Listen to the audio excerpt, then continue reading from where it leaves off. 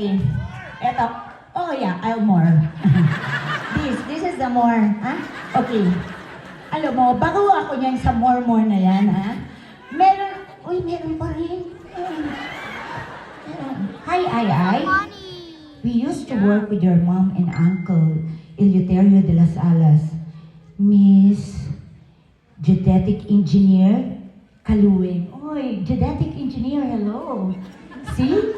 Our fabulous engineer. I just don't look like I'm educated, but we are.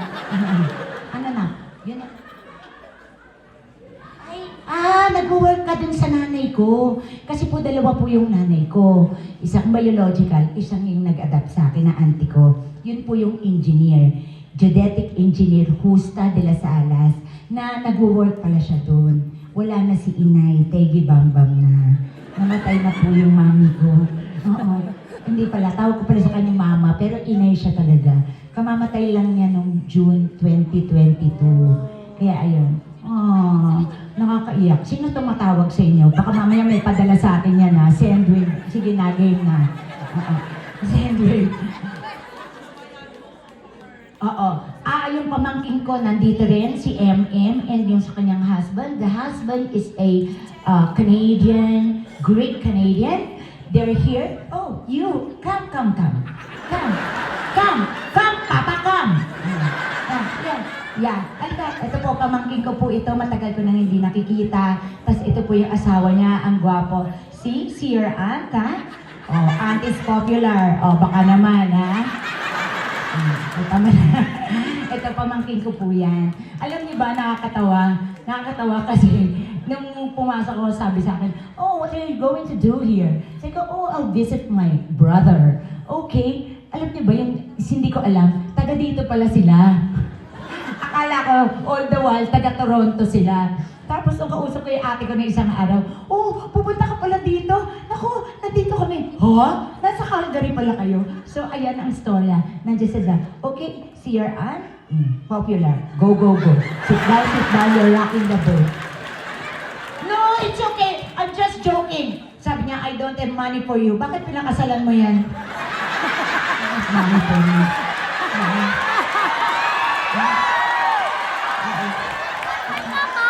Let's not have money, ha? You're married to my niece. Or else you're not in the family. Oo, ha? Oo, kuya. Ay, yung kapatid ko na, panganay namin nandiyan din. Kuya, up, kuya. Kuya, up. Oo, eto talaga. Wala nang pag-asa, ako talaga magbibigay dito. Oo. Kuya, come! Where are you? Oo, kuya. Kuya yung panganay namin. Nandito siya sa Calgary. Anak niya yun. Yung may asawa na sabi niya, I don't have money for you. Next time, ha? You bring money for tita, ha? Okay. Ito yung kuya ko. Diba ang mga mukhang kasuy kami lahat? Kaon-kaon.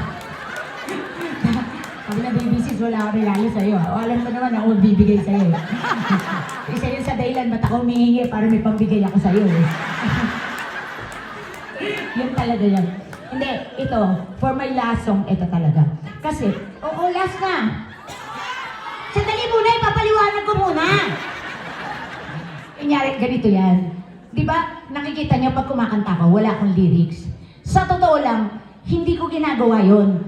Natural ko yun kasi problema ko, hindi ko talaga ma-memorize yung kanta.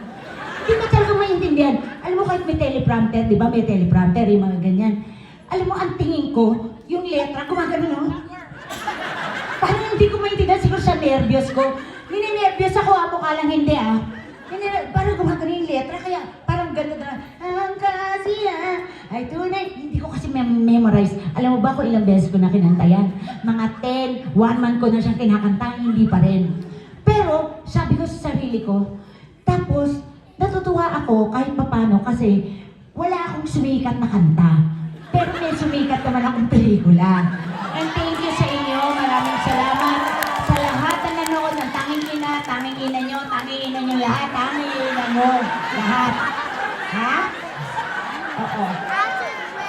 Maraming salamat sa pag-ani niyo ng pelikula. Pero minsan nalulungkot din ako na wala akong sumikat na kanta. Hindi kagaya nito, di ba kanina si Papa P, kumanta, Martin Rivera. Tapos pag gumaganyan, Be my lady. Pag ginanyan mo yung mic, gagawin siya, come to, di ba lahat kayo, tinan mo practice ah. Be my lady.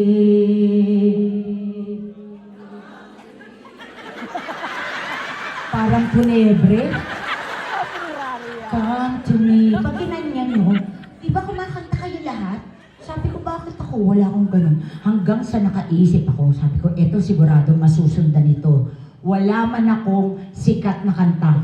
Pero dito, alam ko lahat sila susunod. Okay? Wala kayong gagawin.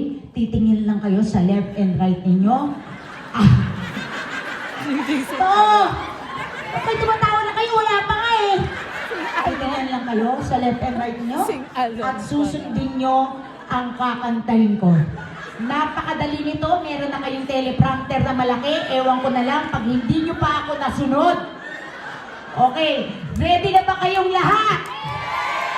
Okay. Ready? Music please.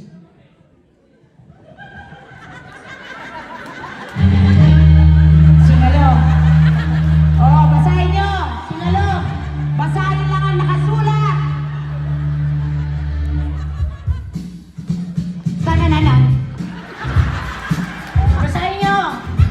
Tanananan. Oh, ganon. Mga sa trigo. Tanananan. Diba? O, dito. Tanananan.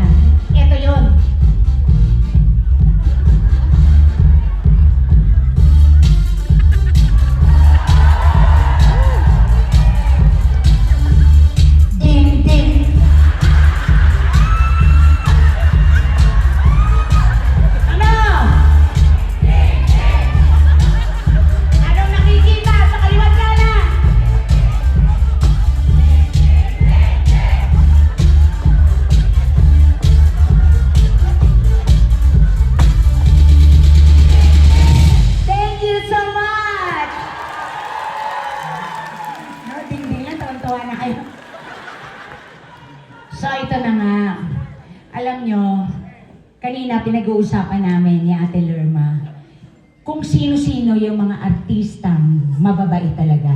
May mga artistang mabait na plastic, may artistang pinapakasimahan ka lang kasi sikat ka ngayon, may mga artistang mabait na totoo, and itong taong to na pinapanood nyo, ito ay totoong isa sa mga artistang napakabait, napakabuting tao. Kahit anong i-chismis nyo, kahit anong sabihin nyo sa kanya, never na sumagot tong taong to. Napaka-dignified, napakadaming pinag-aaral niya, hindi nyo alam. Napakadaming tinutulungan.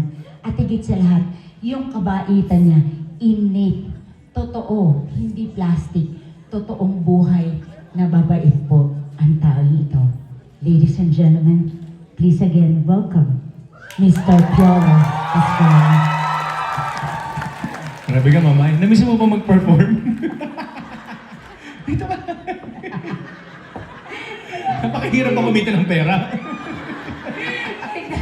Tignan mo na, nahihiyan mo na ako. Hindi ko naman alam na ganito to. Ano, simbahan ka nga pala. Kaya nga, sabi ni Cherry, alam ba ni Piolo na nakaganyan ka? Grabe. Sabi, hindi ko naman alam na masyadong ganito to. Napaka-sexy mo. Thank you so much. I love you very I much. love you. I love you. Alam ba natin, Miss Ay de las Alas! Thank you, Papa P. I love you. so much. I love you, Mama Ay. Napakabait mo. I love Pasensya you. ka na nag-enjoy ako. And thank you, marami akong pera. Salamat. You know what? Trivia lang. You know the reason why I'm called Papa P is because of her. Back in the day, sa Magandang Tanghaling Bayan, Mama Ay, di ba? She called me Papa P and it stuck. So ever since then, yun yung tawag sa akin ng tao and it started with her. Yeah.